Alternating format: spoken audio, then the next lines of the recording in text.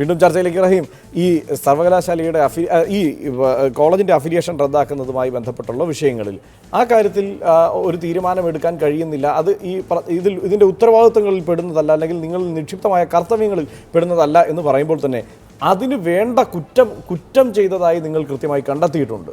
അതായത് അവിടുത്തെ ഇന്റേണൽ മാർക്കിൻ്റെ കാര്യത്തിൽ അട്ടിമറി നടത്തുന്ന സമീപനം ഉണ്ടായിട്ടുണ്ട് എന്നതടക്കം വളരെ കൃത്യമായി ഈ കാര്യങ്ങൾ കണ്ടെത്തിയിട്ടുണ്ട്. എങ്കിൽ പിന്നെ അതുപോലെ ആ സ്ഥാപനത്തിൻ്റെ രേഖകൾ കൃത്യമായി ഹാജരാക്കാൻ അവർക്ക് കഴിഞ്ഞിട്ടില്ല, അറ്റൻഡൻസ് രജിസ്റ്റർ ഹാജരാക്കാൻ അവർക്ക് കഴിഞ്ഞിട്ടില്ല.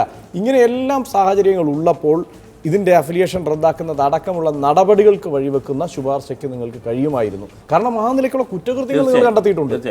വേറൊരു സ്ഥാപനമായിരുന്നു ഞങ്ങൾ അങ്ങനെ നീങ്ങിനെ. എന്തുകൊണ്ട് ഇതിൽ നീങ്ങിയില്ല? ഈ സിൻഡിക്കേറ്റ് അംഗീകരിച്ച അവസാനത്തെ ഭാഗത്തുണ്ട്, കേരളത്തിൻ്റെ ചരിത്രത്തിൽ നിയമവിദ്യാഭ്യാസ മേഖലയിൽ ഒരുപാട് നന്മകൾ ചെയ്തിട്ടുള്ള സ്ഥാപനമാണ്. നിയമവിദ്യാഭ്യാസ മേഖലയിൽ കുത്തകയായിരുന്ന കാലത്ത് പോലും ചോദിക്കുന്ന തലവരിപ്പണം കിട്ടുമായിരുന്നിട്ട് പോലും ആളുകൾ ക്യൂ നിൽക്കുമ്പോഴും ₹1 തലവരിപ്പണം വാങ്ങാത്ത സ്ഥാപനമാണ്. 1. 2, ഞാനും ഈ ഇരിക്കുന്ന ശ്രീ കൃഷ്ണകുമാറും ഇദ്ദേഹത്തിൻ്റെ ഭാര്യ ബിന്ദു കൃഷ്ണ ഉൾപ്പെടെയുള്ളവർ, അങ്ങനെ എത്രയോ പേർ ആ സ്ഥാപനത്തിൻ്റെ സംഭാവനയാണ്. ജുഡീഷ്യറിയിൽ എല്ലാ മേഖലയിലും ആ നന്മയുള്ള സ്ഥാപനത്തിൻ്റെ ഈ പറയുന്ന അധപതനത്തിൽ ഈ സിൻഡിക്കേറ്റ് ഉപസമിതിയും ഈ റിപ്പോർട്ട് അംഗീകരിച്ചിലൂടെ സിൻഡിക്കേറ്റും യുനാനിമസ്ലി വളരെ സഹതാപം രേഖപ്പെടുത്തിയാണ്. അതിനുള്ള ഏക കാരണം മാനേജ്മെൻ്റ് അല്ല, മറിച്ച് ഡോക്ടർ ലക്ഷ്മി നായരുടെ മാൾ അഡ്മിനിസ്ട്രേഷനാണ് എന്നതിലാണ് ഞങ്ങൾ എത്തി നിൽക്കുന്നത്. അവർ വന്നതിന് ശേഷമാണിത്. അവിടെ തലവരിപ്പണം വാങ്ങുന്നില്ല. സഹാവ് പറ, ഈ കേരളത്തിൽ സോജൻ ഫ്രാൻസിസിൻ്റെ കേസ് വന്ന് എല്ലാ മാനേജ്മെൻറ്റും കോളേജുകളിൽ നിന്ന് വിദ്യാർത്ഥി സംഘടനകളെ പടിയിറക്കി. അന്ന് ഞാൻ വിദ്യാർത്ഥി സംഘടന രംഗത്ത് നേതൃത്വത്തിലുണ്ട്. ലോ അക്കാഡമി മാത്രമാണ് പടിയിറക്കാത്തത്. പടിയിറക്കില്ല എന്ന് മാത്രമല്ല, എല്ലാ കൊടിയോടും ഉണ്ട്. എല്ലാ വിദ്യാർത്ഥി സംഘടനകളും പ്രത്യേക നോട്ടീസ് ബോർഡ് നാരായണനാഥ് സാറിന് ചിലവരടിച്ചു തരും. അതുമാത്രമല്ല, പ്രസിഡൻഷ്യൽ രീതിയിലുള്ള തിരഞ്ഞെടുപ്പിൽ നിന്ന് എല്ലാവരും പാർലമെൻറ്റ് ഇഷ്ടമുള്ള മോഡ് തിരഞ്ഞെടുക്കാമെന്ന് കോടതി പറഞ്ഞു. അന്ന് പറഞ്ഞപ്പോൾ എല്ലാ സ്ഥാപനങ്ങളും മാറിയപ്പോഴും ഇത് ജനാധിപത്യ പ്രക്രിയയുടെ ഭാഗമാണ് ക്യാമ്പസുകൾ എന്ന നിലപാടെടുത്തൊരു സ്ഥാപനം. ഞാൻ ഇത്രയും നന്മകൾ ഇപ്പോഴും ഈ വന്ന രക്ഷകർത്താക്കൾ യുനാനിമസായി പറയുന്നുണ്ടല്ലോ, ഈ സ്ഥാപനത്തെക്കുറിച്ച് ഞങ്ങൾക്ക് പരാതിയില്ല, ഡയറക്ടർ നാരായണ നായരെ കുറിച്ച് പരാതിയില്ല, 2 ഇവിടുത്തെ ഹോസ്റ്റൽ ഫെസിലിറ്റിയെ കുറിച്ച് പരാതിയില്ല, അവിടുത്തെ ഫുഡിനെ കുറിച്ച് പരാതിയില്ല, കോളേജിലെ അക്കാഡമിക് ലെവലിനെ കുറിച്ചോ അക്കാദമിക സംഭാവനകളെ കുറിച്ചോ ഞങ്ങൾക്ക് പരാതിയില്ല. പക്ഷേ ഒരൊറ്റ പരാതി എല്ലാവരും ഒന്ന് ലക്ഷ്മി നായരിലേക്ക്. ആ ഒരാളുടെ കുഴപ്പത്തിന് ഇത്രയും മഹത്തായ പൈതൃകമുള്ള ഒരു സ്ഥാപനത്തെ കൊലയ്ക്ക് കൊടുക്കണമെന്ന് ഞങ്ങൾക്ക് അഭിപ്രായമില്ല. അങ്ങനെയുള്ള അഭിപ്രായം CPI ഉണ്ടെങ്കിൽ CPI പറയട്ടെ, AESF ഉണ്ടെങ്കിൽ AESF പറയട്ടെ, കോൺഗ്രസ് ഉണ്ടെങ്കിൽ കോൺഗ്രസ് പറയട്ടെ. ശ്രീ കൃഷ്ണകുമാർ, ഇതാണ് ഒരു സാഹചര്യം. അതായത് പൂർണ്ണമായി ആ ഒരൊറ്റ വ്യക്തി തന്നെയാണ്. പക്ഷേ അഫിലിയേഷൻ റദ്ദാക്കുന്നത് അടക്കമുള്ള നടപടികളിലേക്ക് പോകാമായിരുന്നു എന്നതാണ് കോൺഗ്രസ് അംഗങ്ങളുടെ നിലപാട്. അതെങ്ങനെയാണ്? അതെ, അഫിലിയേഷൻ റദ്ദാക്കുന്ന നടപടി ഞങ്ങൾ ചർച്ചയിൽ പറഞ്ഞത്, അല്ലെങ്കിൽ ഞങ്ങൾ മീൻ ചെയ്യുന്നത്, ഫ്യൂച്ചർ നെക്സ്റ്റ് ഇയർ 2017-2018 മുതലുള്ള അഫിലിയേഷൻ സസ്പെൻഡ് ചെയ്യുക, അതിനു വേണ്ടിയുള്ള നടപടികൾ ആരംഭിക്കുക എന്നാണ് ഞങ്ങൾ പറഞ്ഞത്. എക്സിസ്റ്റിംഗ് വിദ്യാർത്ഥികൾക്ക് മറ്റൊരു ബുദ്ധിമുട്ടും ഉണ്ടാകാത്ത വണ്ണം അവരുടെ പഠന കാര്യങ്ങൾ. പക്ഷേ വിദ്യാഭ്യാസ രംഗത്ത് ഈ മേഖലയിൽ പ്രവർത്തിക്കുന്നയാളെന്നുള്ള നിലയ്ക്ക് താങ്കൾക്കറിയാമല്ലോ, എങ്ങനെയാണ് ഒരു സ്വാശ്രയ സ്ഥാപനം അനുവദിക്കുന്നതിന്, അവരെ നിയന്ത്രിക്കുന്നതിന്, അതിലൊരു നിയമം കൊണ്ടുവരുന്നതിന്, ഒരു കോഴ്സ് അനുവദിക്കുന്നതിൽ പോലും നിയമപരമായി എങ്ങനെയാണ് കോടതി ആ കാര്യങ്ങളെ സമീപിക്കുകയെന്നും വിലയിരുത്തുകയെന്നും കഴിഞ്ഞ കുറേ കാലമായി സ്വാശ്രയ മാനേജ്മെൻറ്റ് കോഴ്സുകൾ നടത്തുന്ന കേസുകളിലൂടെ നമുക്ക് വ്യക്തമാണ്. അപ്പോഴാണ് ഈ ഒരു സ്ഥാപനത്തിനെതിരെ ഇത്ര ലളിതമായി നീങ്ങാൻ കഴിയുമെന്ന് നിങ്ങൾ പറയുന്നത്. അതെങ്ങനെയാണ്? ഈ മുഴുവൻ നിയമത്തിന്റെ കാര്യത്തിലടക്കം, സ്വാശ്രയ സ്ഥാപനങ്ങളുടെ നിയമത്തിന്റെ കാര്യത്തിലടക്കം പൂർണ്ണമായി അത് അവരുടെ അവകാശമാണെന്നും ആ അവകാശത്തിന്മേലുള്ള കൈകടത്തലാണെന്നുമുള്ള മട്ടിലാണ് കോടതി ഇപ്പോൾ വിലയിരുത്തിക്കൊണ്ടിരിക്കുന്നത്. ആ സമയത്ത് എങ്ങനെയാണ് എളുപ്പത്തിൽ ക്രിയ ചെയ്യുന്നത് പോലെ ഈ 50 വർഷമല്ല 60 വർഷം പഴക്കമുള്ള സ്ഥാപനത്തിനെതിരെ ആ നിലയ്ക്ക് ഈ 50 വർഷത്തെ ചരിത്രത്തിനിടയിൽ ഇന്ന് നമ്മൾ ഡിസ്കസ് ചെയ്യുന്ന വിധമുള്ള ഒരു വിഷയം ആ കോളേജിൽ ഉണ്ടായിട്ടില്ല.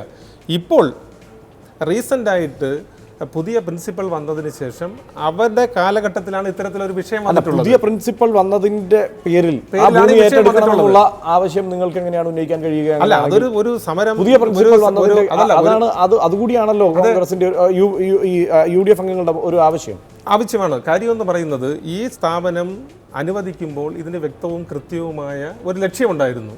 ആരാ വിലയാധാരം? ആരാ പൊന്നുവിലയ്ക്ക് എഴുതി കൊടുത്തേ? അല്ല, അതാണ് അന്നത്തെ കാലമല്ല, രാഷ്ട്രീയമായ മുതലെടുപ്പ് എന്ന് പറയുന്ന തരത്തിലേക്ക് അതിനെ വിലയിരുത്തുന്നു. ഒന്ന്, ഇത് എഴുതി കൊടുത്തത് കെ കരുണാകരന്റെ സർക്കാരാണ് 1985. അത് മാത്രമല്ല, അങ്ങനെയാണെങ്കിൽ ആ നടപടിയടക്കം തെറ്റാണ് എന്ന് നിങ്ങൾ പറയണം.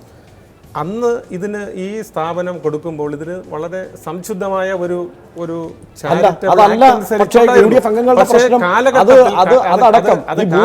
കൈവശപ്പെടുത്തിയിരിക്കുന്നത് അടക്കമുള്ള കാര്യങ്ങളിലാണ് നിങ്ങൾക്ക് പരാതി.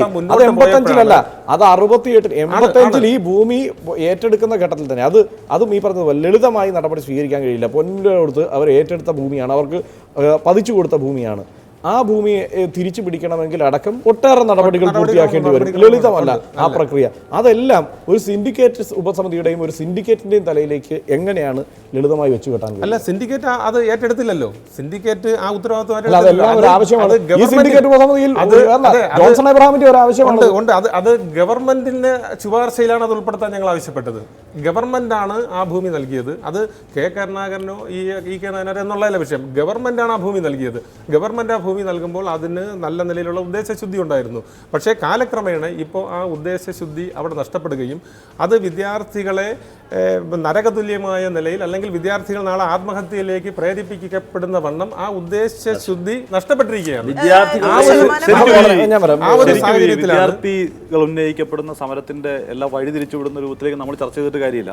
ഇപ്പോഴും വളരെ പ്രധാനപ്പെട്ട അവിടുത്തെ ഒരു വിദ്യാർത്ഥികൾ ഉന്നയിക്കുന്ന വിഷയങ്ങൾക്ക് അപ്പുറത്തേക്ക് ഈ വിഷയത്തെ, ഭൂമി ഏറ്റെടുക്കുന്നത് അടക്കമുള്ള വിഷയത്തെ കൊണ്ടുചെന്നെത്തിക്കുന്നത് CPI അടക്കമാണ്. ഇന്ന് CP ദിവാകരന്റെ ആവശ്യമാണ് ഭൂമി ഏറ്റെടുക്കണം എന്നുള്ളത്. അന്വേഷണം CPIയുടെ അഭിപ്രായം CPIയുടെ നേതാക്കന്മാർ പറഞ്ഞിട്ടുണ്ട്.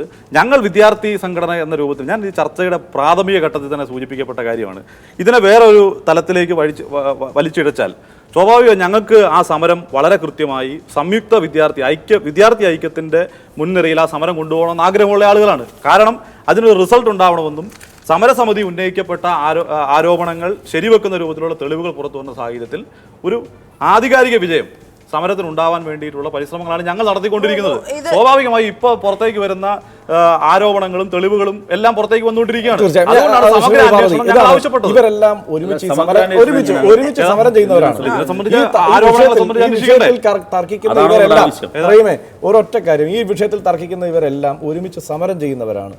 ഇത് കരുത്തയായ ഒരു, അല്ലെങ്കിൽ വളരെ കരുത്തുറ്റ ഒരു സംവിധാനത്തോടാണ് ഇവർ സമരം ചെയ്യുന്നത് എന്ന യാഥാർത്ഥ്യബോധം ഇവർക്കുണ്ട് വ്യക്തമായിട്ട്. എന്ന് വെച്ചാൽ ഇപ്പൊ പറഞ്ഞ ഒരു തലവരിപ്പണി വാങ്ങില്ല എന്ന് പറഞ്ഞപ്പോൾ തന്നെ ഇതിനകത്ത് എങ്ങനെയാണ് അഡ്മിഷൻ കിട്ടുന്നത്? ഒരു ആൾക്ക് വേണ്ടി പല രാഷ്ട്രീയ പാർട്ടികൾ റെക്കമെൻഡ് ചെയ്യണം, അങ്ങനെയൊക്കെയാണ് അവിടെ അഡ്മിഷൻ കിട്ടുന്നത്. അപ്പോൾ എല്ലാവരുമായിട്ടൊരു ഗുഡ് വിൽ. നാരായണൻ സാറിനെ കുറിച്ച് എനിക്കും ഒരു വാക്ക് പോലും എതിരഭിപ്രായമില്ല. അവിടുത്തെ അധ്യാപകർ ക്വാളിഫൈഡ് ആണ്, എല്ലാമാണ്. മാമിന് ഒരുപാട് പ്രശ്നങ്ങളുണ്ട്. ഭയങ്കരമായിട്ട് ആൾക്കാരെ വെഞ്ചൻസോടുകൂടി പെരുമാറും. ഒരാളെ തകർക്കാൻ തീരുമാനിച്ചാൽ തകർക്കും. അതെല്ലാം നമുക്ക് എല്ലാവർക്കും അറിയാം. ഞാൻ ചോദിക്കുന്നത്, ഇപ്പൊ ഇവർ പറയുന്നു നിങ്ങൾ ആ മുദ്രാവാക്യത്തിൽ തന്നെ ഉറച്ചു നിൽക്കൂ, ലക്ഷ്മി മാമിനെ മാറ്റണമെന്ന് പറയൂ, പ്രിൻസിപ്പലിനെ മാറ്റണമെന്ന് പറയൂ. എങ്ങനെ മാറ്റാൻ? നിയമമില്ലെങ്കിൽ എന്ത് ചെയ്യും? ഈ ഇന്റേണൽ അസസ്മെന്റ് എന്ന് പറയുന്ന ഈ മാരണം ഈ കുഞ്ഞുങ്ങളുടെ തലയിൽ നിന്ന് ദയവ് ഇതൊന്നും എടുത്ത് മാറ്റാൻ പറ്റുമോ? അതെങ്കിലും ഞാൻ ചോദിക്കുന്നത് ലക്ഷ്മി മാമിനെ മാറ്റാനായിട്ട് പല ആവർത്തി നമ്മളിവിടെ പറഞ്ഞതാണ് 1220 മാർക്കാണ് ഇന്റേണൽ മാർക്ക്. ജയിക്കാൻ വേണ്ടത് 2250 ആകെ മാർക്ക്. അതിന്റെ പകുതിയോളം ഇന്റേണൽ മാർക്കായി അതിന്റെ പൂർണ്ണമായ കസ്റ്റോഡിയൻ ഇവർ നിശ്ചയിച്ചാൽ തോപ്പിക്കുന്ന അനുഭവമുണ്ട്. അത് മാത്രമല്ല, ഞങ്ങൾ പഠിക്കുന്ന സമയത്താണ് അനീഷ് എന്ന് പറഞ്ഞ ഒരു പയ്യനെ ആളെ വെച്ച് അടുപ്പിച്ചിട്ടുള്ളത്.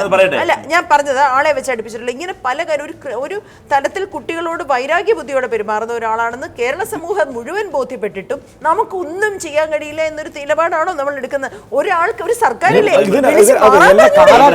കാലാകാലങ്ങളായി ഈ സിസ്റ്റം പൂർണ്ണമായും ഇവർക്ക് കീഴ്പ്പെട്ട് നിൽക്കുന്ന ഒരു അവസ്ഥയുണ്ടായിരുന്നു. അതുകൊണ്ടാണ് ഇങ്ങനെ ഒരു നടപടിയും സ്വീകരിക്കാതിരിക്കാൻ പറ്റുന്ന ഒരു തലത്തിൽ ഇവർ നിൽക്കുന്നുവെന്ന് ഇപ്പോൾ വിലയിരുത്തുമ്പോഴും കാലങ്ങളായി അവർക്ക് സിൻഡിക്കേറ്റിലും അടക്കം സെനറ്റിലടക്കം അവർക്ക് അംഗങ്ങളുണ്ടായിരുന്നത്. ഞാൻ പറയട്ടെ, ലോ അക്കാഡമിയുടെ ചരിത്രത്തിൽ ആദ്യമായിട്ടാണ് ഒരു എക്സ്റ്റേണൽ ഏജൻസി അവിടെ അന്വേഷണം നടത്തുന്നത്, സർവകലാശാല സിൻഡിക്കേറ്റ്. ആ അന്വേഷണം നടത്തുന്നത് സഖാവ് പിണറായി വിജയൻ കേരളത്തിൻ്റെ മുഖ്യമന്ത്രിയും ഇടതുപക്ഷ പ്രാതിനിധ്യമുള്ള സിൻഡിക്കേറ്റ് ഉള്ളതുകൊണ്ട് മാത്രമാണ്. ഞാൻ അഭിമാനത്തോടെ പറയുന്നു. 1. 2, ഇതിൻ്റെ ഓപ്പറേഷൻ പാർട്ട് ഞാൻ വീണ്ടും പറയുന്നു, നിങ്ങൾ ഈ പറഞ്ഞതാണ്, ഈ മാരണം ഈ കുട്ടികളുടെ തലയിലെടുത്ത് മാറ്റുമോ എന്ന് പറഞ്ഞില്ലേ, ഈ ആഗ്രഹമാണ് അവിടുത്തെ രക്ഷകർത്താക്കൾ ശ്രീമതി പാർവതിയുടെ പറഞ്ഞ ഇതേ ആഗ്രഹമാണ് രക്ഷാകർത്താക്കൾ ഞങ്ങളുടെ തീർച്ചയായും നമുക്ക് തിരിച്ചു അല്ലല്ല, വരാം. ഇതില് വളരെ പെട്ടെന്ന് ഒരു ഇടവേള കൂടി ഒരു- ഇടവേളയ്ക്ക് ശേഷം